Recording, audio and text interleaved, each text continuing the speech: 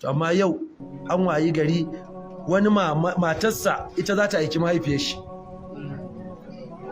matarsa ta aiki mahaifiyar shi ta ɗora mata goyon yaro, ta gama goyon mijinta kuma yanzu tana goyon ɗan mijin,